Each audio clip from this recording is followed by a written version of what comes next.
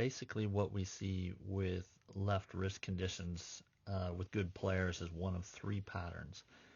This is swing option A. So the data we see over here on the top right is Thorbjorn Olesen, who I would say is a great model for this pattern. On the left here, I've got Robbie Kings, teaching professional in Glasgow, Scotland, demonstrating how to create this swing option A. So the key points to this pattern is really that the flexion extension amount in the lead wrist is very, very, very stable. Basically from address all the way up to the top of the swing. Into the downswing we add flexion. And then from there what ends up happening is we get a long flat spot with a fairly stable dynamic loft through the ball. Okay, and that's represented by the extension flexion as well as the ulnar radial amounts sort of in this area here. Okay, we'll call this the flat spot. So basically that dynamic loft, which is very correlated to the lead wrist extension rate, is being held somewhat.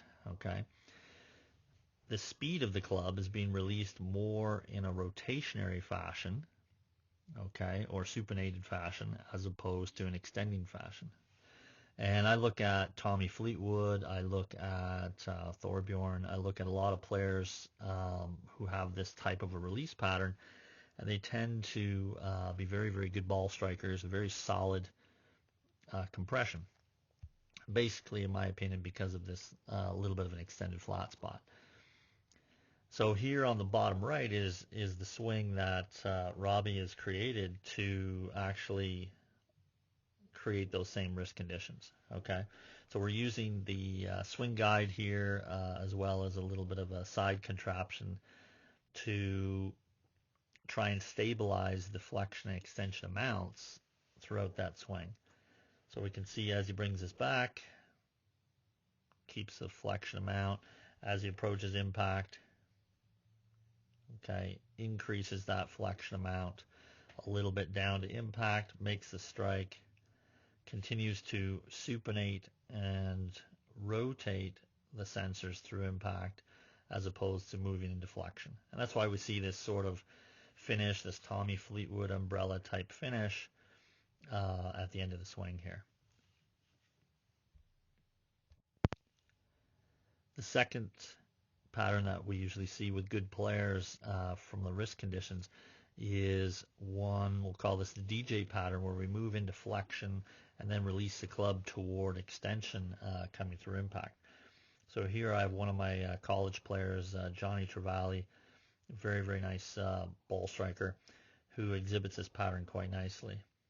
Okay, so here instead of the speed being released in a rotationary fashion, the speed is actually being released more in an extended wrist fashion. So a lot of times we're going to see players like this generally hit the ball maybe a little bit higher than some of the other players who are going into more wrist option A. It just depends on how much flexion the player chooses to have here at impact. Here Johnny, we can see, is actually quite a bit under rotated from his start position with the rotations from address to impact are quite a bit different. Okay, so what that really means is his left forearm is actually not supinating much at all around this point, okay, or he's slowing that rate down. Or another way to put that is he's holding that left forearm open as he extends the lead wrist to square the face up. Okay, and the two keys for everyone to remember is that the speed of the club head has to go somewhere. So it's going to move into supination, it's going to move into extension. It has to do one, if not all, of those things on a full swing. So in Johnny's case, he's holding that left forearm a little bit open and then extending the wrist to square the face a little bit. Now the amount we can see is still less than what he had here back at address with the amount of extension. So technically he's still in flexion at this point, but he's moving toward extension.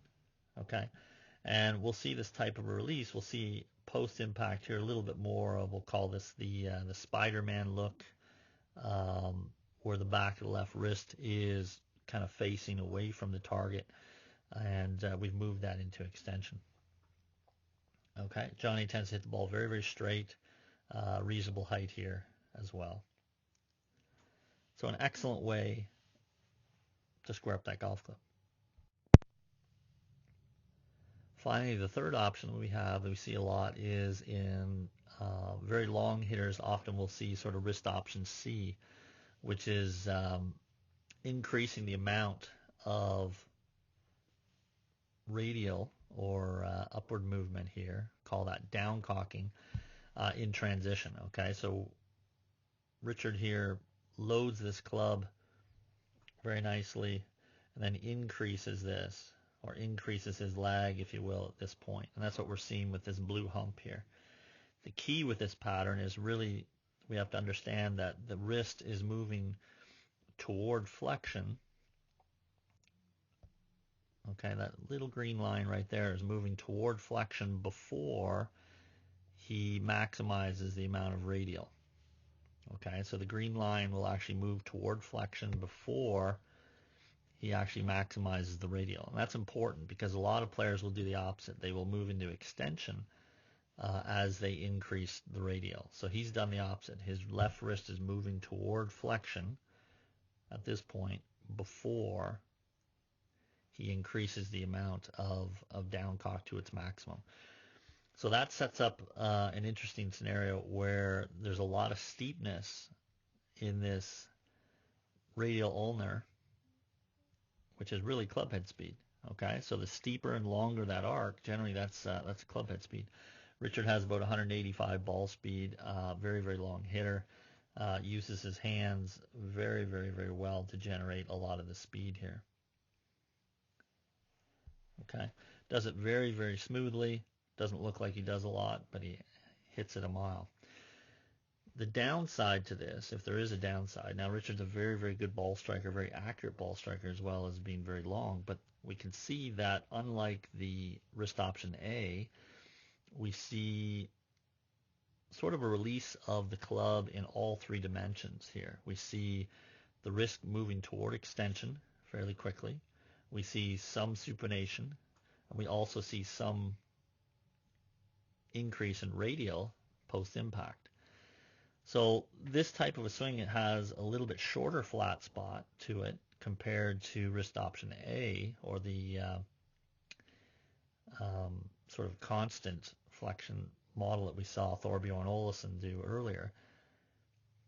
But the club's moving so quickly that as long as the timing of the swing is reasonably consistent, that's not going to hurt us too much.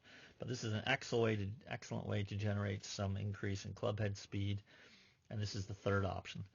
So the first two options, as well as this option, are generally what I see amongst players in different amounts.